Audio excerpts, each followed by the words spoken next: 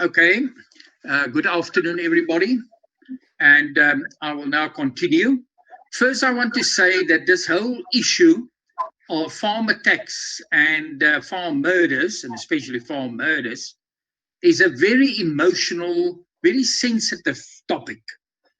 People usually get angry whenever you say something, whatever you say about this issue. So this is not like the previous webinar, which was more on neutral types of crimes.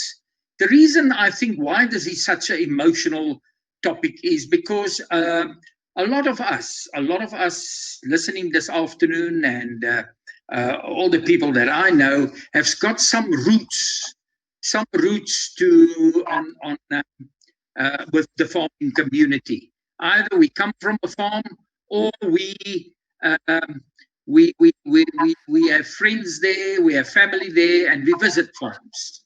So that is one of the reasons. The other reason is we talk of an older community. Many of our farmers is a bit of an older community, and very some of them are very respected within their rural community, within their town, within their district. And when they get killed in such a brutal way, well, then that is a sensitive subject. Also, I think it's an emotional topic because of the levels of brutality and violence used in these attacks, in this crime. Because I don't particularly like the word attack, but I'll come to that later. The fact of the matter is, it is crime. But during these robberies, during these murders, a lot of brutality and a lot of violence is used. And I think that makes it also emotional, because it seems, or many people think, this is something, like terror, like terrorism. It is actually a sort of terrorism, people think. So I want to say that we should stay objective when we look at this specific crime subject. Okay, now, right before I start with the figures and a few other issues, I want to go to dire consequences of farm attacks and murders. The first one is food security. Whenever you hear about farm attacks, you think of food security, because if we don't have farmers, we won't have food on our table. And especially now with COVID, where we are quite isolated from the rest of the world, it is not so easy to go and just import. In any case, we don't have the money to import food. So we should actually produce more food that we can use and export that food. So food security is a main issue. Also, this subject, the fact of attacks and murders on farms have a potential for conflict and violence. Um, if you look in the past, many of the right-wing groups, even present, was stimulated by this phenomena.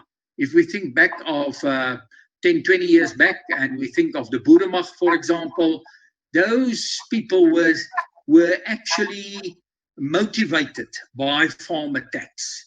That is what they did.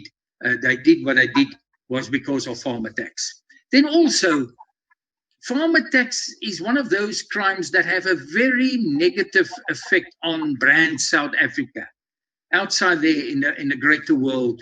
We know a few years ago, the Australian reaction, I think it was the year before last, the Australian reaction on farm attacks. I mean, they saw it as genocide, and they said all the farmers must go to Australia.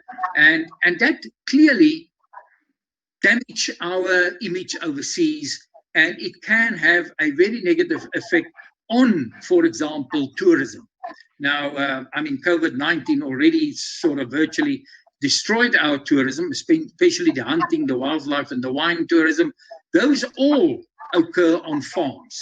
So if we have lots of these attacks, people may just not come and visit us after COVID-19 and our borders are opening up again. Then I think one of the most important consequences, especially on a farm which is very labor intensive and there's a lot of people employed on the farm, is that those people lose their jobs. Sometimes that farm the children don't want to go and farm, the farm gets sold, the farm are now used for some other purpose, and people just don't have the jobs that they have for the last 30 years, or whatever the case may be.